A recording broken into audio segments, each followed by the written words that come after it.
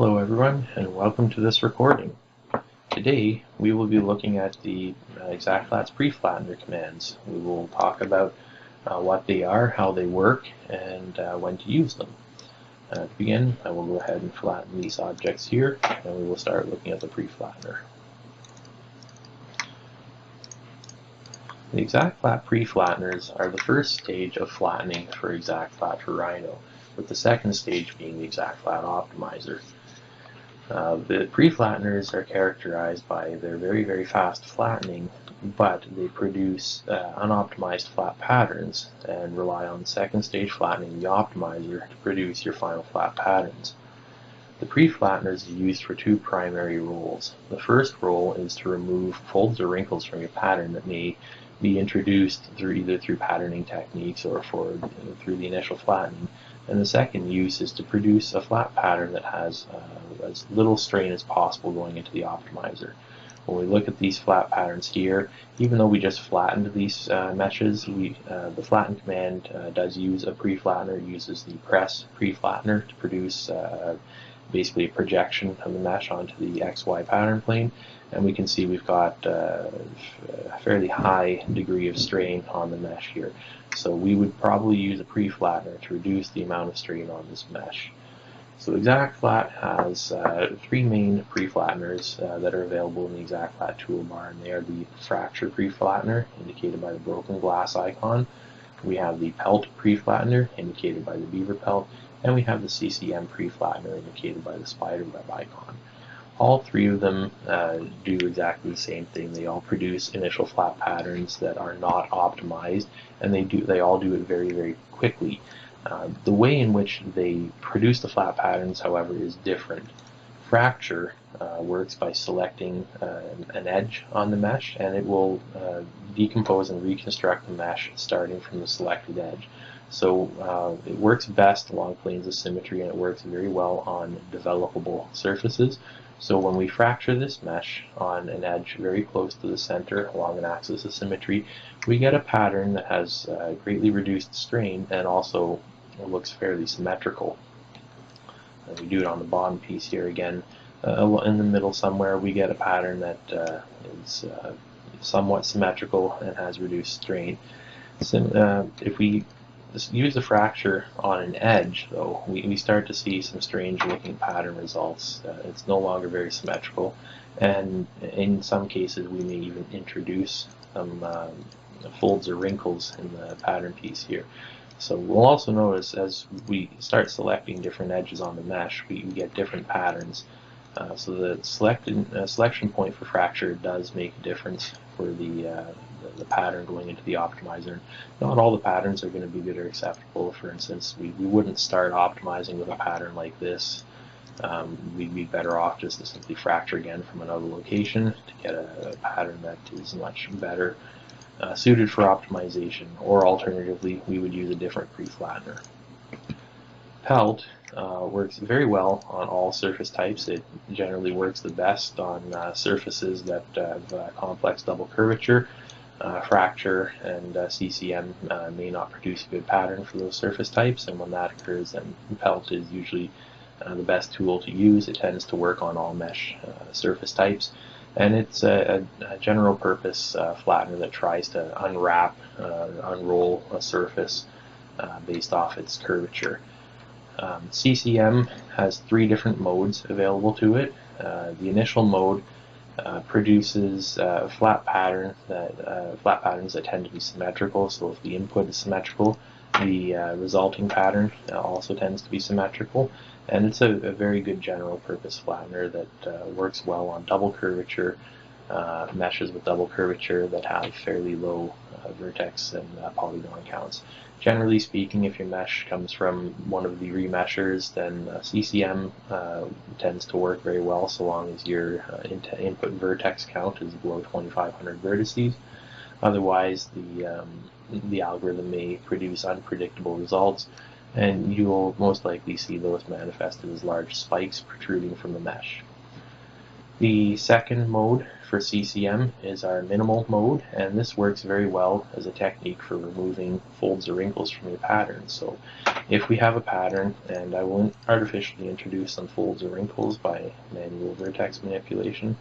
So if we have a fold or wrinkle in the pattern, minimal works by attempting to keep the shape of the pattern, but it attempts to remove the folds or wrinkles. So we've done CCM minimal to this piece. It's removed the fold or wrinkle there and has preserved the shape of the pattern piece. So it is very good if your pattern piece is very close to the final shape, but you have a few flip triangles or folds or wrinkles. Then you can use CCM minimal to preserve the shape and attempt to remove the folds or wrinkles. The last algorithm is our round algorithm, and it doesn't have a lot of uses. It simply turns your pattern piece into a round disc, so this works very well on spherical shapes or shapes that tend to be disc-like in nature, but it doesn't have very many uses beyond that.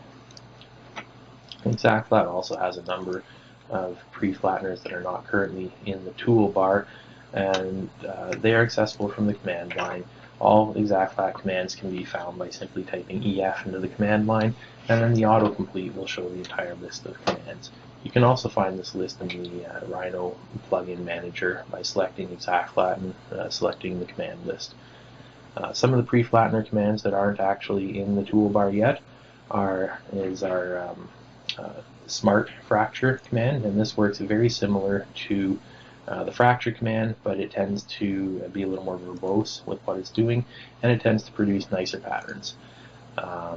With fracture, if we encounter a fold or wrinkle or a scenario that cannot be correctly pre-flattened, Smart Fracture will attempt to correct the folds or wrinkles before continuing, and then we'll continue fracturing from that point. So with Smart Fracture, we still select the starting edge, and Smart Fracture will still start fracturing from that selection point, but it tends to be a more well-rounded algorithm than fracture in that it will attempt to fix any folds or wrinkles that may be produced by fracture. Another pre-flattener that is not currently in our toolbar is our least squares conformal map pre-flattener. This works very similar to our CCM algorithm, but it's just another algorithm for producing an initial flat pattern. It's got two different modes. We can either have a free boundary or we can have a fixed boundary, and both of them produce different flat patterns that tend to be symmetrical when using fixed boundary, and they both work very well for objects that have fairly low vertex and triangle counts.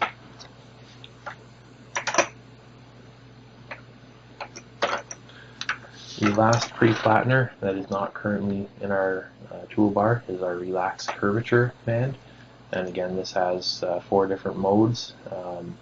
They all tend to produce flat patterns with slightly different shapes, and they all work slightly differently. The relax curvature works fairly well on meshes that have a fairly high degree of noise in them, so anything that's coming from a laser scanner that may have rough surface, relaxed curvature will tend to relax that curvature to produce a flat pattern, and it works very well on those. They are not in our toolbar because they have not been tested as much as the toolbar commands, and the primary toolbar commands here work very, very well, so we recommend using these. And if you still can't get a flat pattern from these, there are other methods to try to pre-flatten your object before optimization. But the other commands, relax curvature, least square conformal map, and smart fracture, are all available if you wish to use them.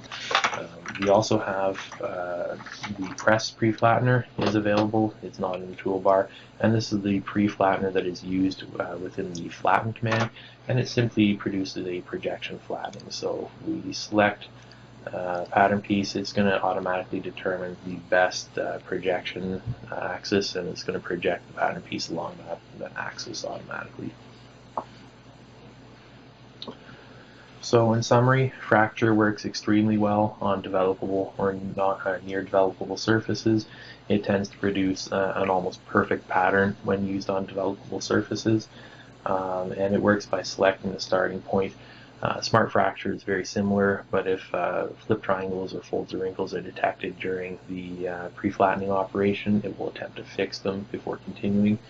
Our pelt command is a very well-rounded flattener. It works very well on surfaces with double curvature, whereas most other pre-flatteners will fail.